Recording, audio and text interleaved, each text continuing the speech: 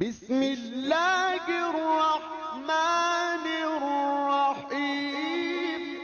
नहमदुहु व नुसल्ली अला रसूलिहिल करीम अम्मा बाद फ़ाऊज़ु बिल्लाहि मिनश शैतानिर रजीम बिस्मिल्लाहिर रहमानिर रहीम। मैं हूं प्रोफेसर हकीम इसाक सुल्तान और अपने यूट्यूब चैनल से आपको खुशामदीद कहता हूं। दोस्तों, आज हम बात करेंगे स्किन कैंसर के तीसरी वैरायटी की, मैलिग्नेंट मेलानोमा। इससे पहले हमने स्किन कैंसर के दो वीडियोस बनाई हैं। पहली थी बेसल सेल्स कार्सिनोमा और दूसरा था स्क्वेमस सेल्स कार्सिनोमा। दोस्तों, यह मैलिग्नेंट मेलानोमा क्या होता है, इसकी असबाब क्या होते हैं, इसकी अक़साम क्या होती हैं, इसकी अलामात क्या होती हैं, इसकी तशख़ीस कैसे की जाती है और हर्बल में इसका क्या ट्रीटमेंट है, इसके बारे में हम बात करेंगे। दोस्तों, हमारे एपिडर्मस स्किन उसके अंदर मेलानोसाइट सेल्स पाए जाते हैं, जो कि दरअसल बेसल सेल्स उन्हीं की मॉडिफाइड फॉर्म होती है। जब ये मेलानोसाइट्स जब मल्टीप्लाई होते हैं, जब ये डिवाइड होते हैं, तो इनमें से कुछ सेल्स ऐसे होते हैं जिनका डीएनए उसके अंदर चेंज आ जाती है, यानी उसका डीएनए का सीक्वेंस चेंज हो जाता है और उसे हम कहते हैं एबनॉर्मल मेलानोसाइट्स। ये एबनॉर्मल मेलानोसाइट्स जब बनते हैं तो हमारा immune system in abnormal cells को डिस्ट्रॉय कर देता है, ख़त्म कर देता है। लेकिन अगर किसी वजह से हमारा इम्यून सिस्टम कमज़ोर हो तो फिर ये एबनॉर्मल सेल्स डिस्ट्रॉय नहीं होते, बल्कि ये बागी खुलियों की शक्ल इख्तियार कर जाते हैं। ये एबनॉर्मल वे से और अनकंट्रोल्ड वे से ये ग्रो करना शुरू कर देते हैं और इसकी वजह से ये जो मादा पैदा करते हैं मेलानिन, उसकी मिकदार ज़्यादा हो जाती है। ये मेलानिन मादा बेसिकली हमारे स्किन के कलर को डिफाइन करता है और अगर ये ज़रूरत से ज़्यादा बनना शुरू हो जाए तो हमारे जिस्म पर तिल और ब्लैक किस्म के ट्यूमर्स बनती हैं, जिसमें मज़ीद जब एग्रीवेशन होना शुरू हो जाए तो ये कैंसर की शक्ल इख्तियार कर जाती हैं।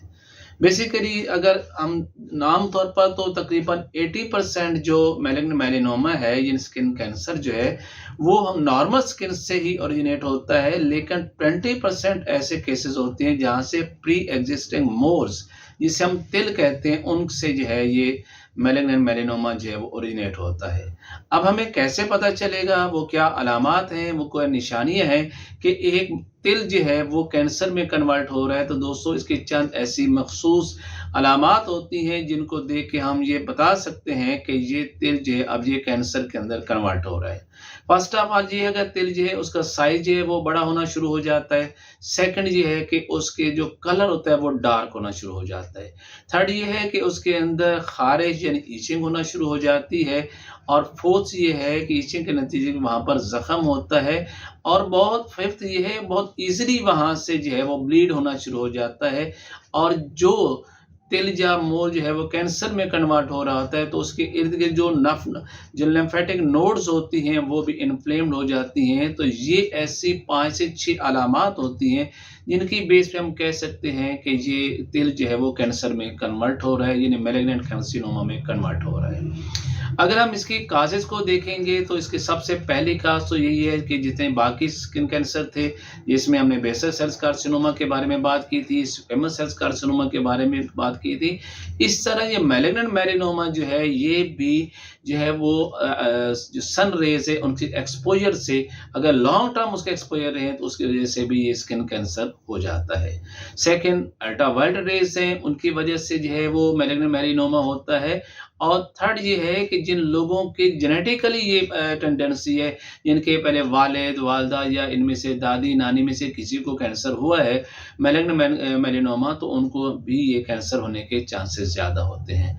इसके अलावा वो लोग जिनको एक ख़ास वक़्त तक ABU और PUA इस तरह की रेडिएशन का ट्रीटमेंट दिया जा रहा है, उनके अंदर भी ये प्रॉब्लम्स हो सकती हैं।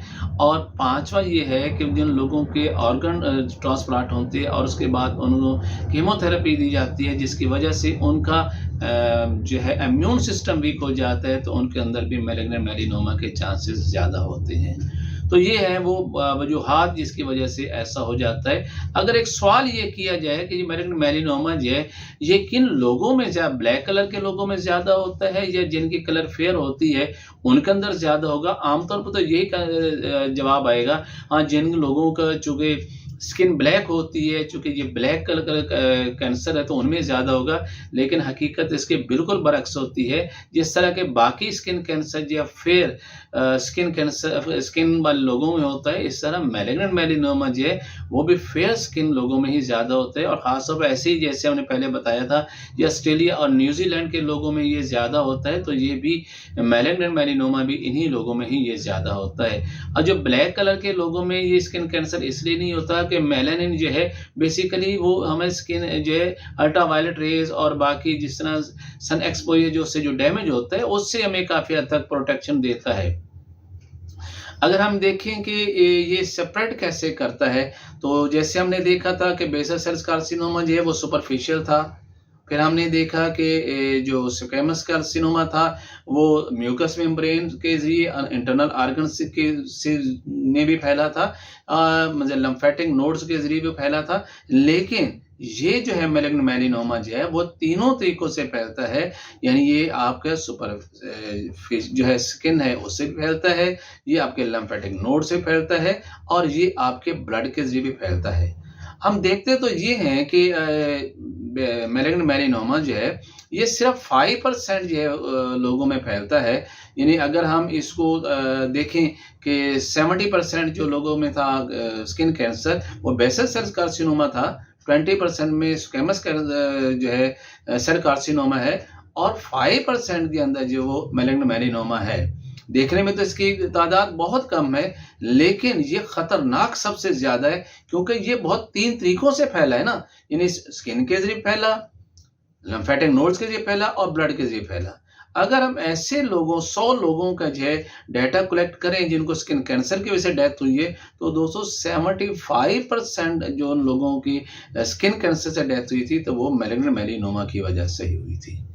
अगर हम इसकी टाइप्स की बात करें तो इसकी कुछ टाइप्स इस तरह की है। सबसे पहले तो इसकी जगह सुपरफिशियल मैलिग्नेंट मेलानोमा, यानी ये मेलानोमा की वो किस्म है जो स्किन के सबसे ऊपर वाले पेयर यानी एपिडर्मिस के सबसे ऊपर वाले लेयर के अंदर ये फैलते हैं और इसे हॉरिजॉन्टल जो है वो फैलने वाला कार्सिनोमा कहते हैं। और इस तरह इसकी सेकंड जो है वो है लिम्फेटिक सेपरेट मैलिग्नेंट मेलानोमा, यानी ये आपका जब कैंसर जो है बजाय कि वो हॉरिजॉन्टल फैलने के जब ये वर्टिकल फैलना शुरू हो जाए तो उसको हम कहते हैं कि लिम्फेटिक नोड्स के ज़रिए फैलने वाला ये कार्सिनोमा है और उसे हम वर्टिकल मैलिग्नेंट कार्सिनोमा कहते हैं। और ये सबसे खतरनाक होता है क्योंकि ये जब ऊपर से नीचे आता है, ये नोड्स में आता है और नोड्स में सबक्यूटेनियस में चला जाता है, तो ये पूरी बॉडी में सबसे तेज इसके साथ फैलने वाला इसकी कैंसर की ये किस्म होती है। इसके अलावा इसके एक्रल जो लैक्टिजिनस कार्सिनोमा है। अब लेंटिजेंस कार्सिनोमा, ये एक्रल लेंटिजेंस कार्सिनोमा जो है बेसिकली ये आपके हाथों के जो तलवे होते हैं, इसमें जो पाम्स होते हैं, हथेलियाँ होती हैं वहाँ पर, और आपके जो पाँव के जो तलवे होते हैं वहाँ पर फैलता है। इसके अलावा इसकी जो चौथी किस्म होती है जिसे हम लेंटिजिनो मैलिग्नेंट मेलानोमा कहते हैं, ये उन जगहों पर होता है जहाँ पर आपकी सूर्य की शुआएं आपके जिस्म पर लगती हैं। ये सबसे ज़्यादा चूँकि चेहरे पर लगती है तो सबसे ज़्यादा चेहरे के ऊपर ये कैंसर होता है। और इसमें एक और किस्म होती है जिसे हम कहते हैं एमलेंटिक मैलिग्नेंट मेलानोमा, और ये वो किस्म है जिसको देखने से शक भी नहीं पड़ता कि ये मैलिग्नेंट मेलानोमा हो सकता है, क्योंकि इस तरह के कैंसर के अंदर जो ट्यूमर डेवलप होता है वो बिल्कुल पिंक कलर में होता है। नॉर्मली हम बाकी देख रहे हैं कि जितने भी कैंसर हैं वो बिल्कुल डार्क कलर के थे, ब्लैक कलर के थे, लेकिन ये रेड कलर का होता है, इसलिए शुबा नहीं होता कि ये मैलिग्नेंट मेलानोमा होगा। और सेकंड इसमें ये है कि बाकी जितने भी कैंसर थे वो सारे के सारे फेयर स्किन के लोगों में फैले थे, लेकिन ये वैद ऐसा है जो आपके ऐसे लोगों में फैलता है जिनके स्किन जो होती है वो डार्क होती है। अगर हम इसकी मज़ीद इसकी टाइप्स के ऊपर भी बात करें, जैसे मैं आपको बताया है ये है, और अगर स्प्रेड करने की बात करें तो भी मैंने उसके बारे में आपको बता दिया कि ये हॉरिजॉन्टल भी फैलता है, ये इसका वर्टिकल भी फैलता है। अब हम ये देखते हैं कि इसकी स्टेजेस क्या होती हैं, कि अगर हम देखना चाहें इसका स्टेज क्या है, तो बेसिकली इसके स्टेज है, अगर तो ये इसकी डेप्थ जो होती है ये 0.75 मिलीमीटर से कम हो तो ये स्टेज 1 का मैलिग्नेंट कार्सिनोमा कहलाता है। और अगर ये है 0.75 से ज़्यादा लेकिन 1.5 mm से कम हो तो फिर ये second stage of the malignant carcinoma कहलाता है। और अगर ये 1.5 से ज़्यादा और 3.3 mm से कम हो तो ये इसका थर्ड स्टेज होता है। और अगर इसकी डेप्थ जो है ये 3 mm से ज़्यादा हो जाए तो दोस्तों फिर ये जो है ये इसकी फोर्थ स्टेज होती है। और इसको अगर हम डायग्नोज भी करना चाहें तो सिर्फ एक ही वे हमारे पास है, वो है इसका बायोप्सी करवाना। और जितना ज़्यादा ये डीप चला जाता है इसकी बायोप्सी उतनी ही ज़्यादा फिर मुश्किल हो जाती है। तो ये था आज का ये मैलिग्नेंट मेलानोमा के बारे में। ये एक नॉलेज है जो बहुत एक सही सा नॉलेज है, आम लोगों को पता होना चाहिए कि मैलिग्नेंट मेलानोमा क्या होता है। स्किन का ये कैंसर जो कि बेसिकली कि हमारे जो तिल जो हैं उनसे ओरिजिनेट होता है। जो ब्लैक कलर के जो ट्यूमर्स होते हैं वहाँ से हमारे यानी वो भी यूँ समझो कि तिल जो उभरा हुआ तिल जिससे आप ब्लैक ट्यूमर कह सकते हैं वहां से ओरिजिनेट होता है। तो उसके बारे में हम बात की थी। अब हम देखते हैं कि तिब्बे कदीम या तिब्बे यूनानी इसके बारे में क्या कहते हैं। जैसे मैंने पहले भी बताया कि कैंसर किसी भी किस्म का क्यों ना हो, तिब इसे कहते हैं ये खिलते सौदा की जाति से फैलता है। और सौदा का मिजाज तिब ने बताया है कि सर्द और खुश्क होता है। और तिब्बे कदीम हमेशा कामयाब जो इलाज करता है वो इलाज बिल के ऊपर करता है। सर्दी खुश्की का इलाज करते हैं वो गर्मी तरी से करेगा। गर्मी तरी से क्यों करते हैं? जब सौदा जिस्म में बढ़ जाता है तो हमारे जो सेल्स होते हैं उनके अंदर एक तो हरारत की कमी हो जाती है और दूसरी रतूबात की कमी हो जाती है, जिसकी वजह वो सेल्स जो होते हैं वो कमज़ोर होकर डेड होना शुरू हो जाते हैं। यही वजह है स्किन चाहे कैंसर किसी भी किस्म का क्यों ना हो उसमें सबसे बड़ा जो अलामत आते हैं मरीज़ का जो है वेट बहुत स्पीड से गिरना शुरू हो जाता है। उसकी वजह यही होती है कि हमारे सेल्स के अंदर जो रतूबात की कमी हो जाती है। अगर हम इसको क्योर करना चाहते हैं तो तिब्बे कदीम का जो बेहतरीन फार्मूला है क्या है कि ऐसी अद्वियात दी जाएं जो जिस्म के अंदर रतूबात और हरारत दोनों पैदा करने की अहलियत रखती हों, तो यकीनी तौर पर सौदा जो है वो ख़त्म होता चला जाएगा, हरारत और रतूबत पैदा होना शुरू हो जाएगी। हमारे सेल जो मर रहे थे जो कमज़ोरी की वजह से वो ऐसा फिर जो है वो रीग्रो करके हेल्दी होने शुरू हो जाएंगे और वो कैंसर का मुकाबला करेंगे और इस तरह कैंसर हमारे जिस्म से बिल्कुल ख़त्म हो जाएगा। लेकिन हमें इसके असूल इलाज के बारे में ज़रूर नॉलेज होना चाहिए। और तिब के अंदर जितने मुसफ़ियात खून अद्वियात हैं उनमें से ऐसी मुसफ़ियात खून अद्वियात ये जड़ी बूटियाँ जिनका मिजाज गर्म तर होता है वो अद्वियात ही दरअसल कैंसर का इलाज होती है। और हमारे तजर्बात में जो चीज़ आई है जो स्किन कैंसर में चाहे मैलिग्नेंट मेलानोमा के कैंसर के ऊपर जो सबसे बेहतरीन दवा हमने देखी है वो है धमासा बूटी। ये पाकिस्तान में तकरीबन तमाम इलाकों में वाफिर मिकदार में पाई जाती है। ये खुदराव जड़ी बूटी होती है। बेहतर तरीका तो ये है कि मैं आपके सामने इसकी पिक भी दिखा रहा हूँ। बहुत से लोग जो देहात में रहते हैं उन्होंने इसकी यकीनी तौर पे इसको देखा भी होगा। इसको खुद कलेक्ट करके साय में खुश्क कर लिया जाए, उसको पाउडर कर लिया जाए और चाय वाली 1 चम्मच यानी 3 ग्राम की मिकदार में सुबह दोपहर शाम खाना खाने से आधा घंटा पहले 6 माह तक मुतवातर इस्तेमाल किया जाए तो मैलिग्नेंट मेलानोमा अल्हम्दुलिल्लाह मुस्तकिल तौर पे ठीक हो जाता है, चाहे वो स्टेज 4 पे क्यों ना गया हो। इसके अलावा आप स्किन के अलावा किसी भी कैंसर में इस्तेमाल करना चाहें तो ये जड़ी बूटी बहुत ही अफादियत का हामिल है। इसकी बहुत अच्छी रेपुटेशन है और ये वैसे मरीजों के लिए आब हयात से कम नहीं है।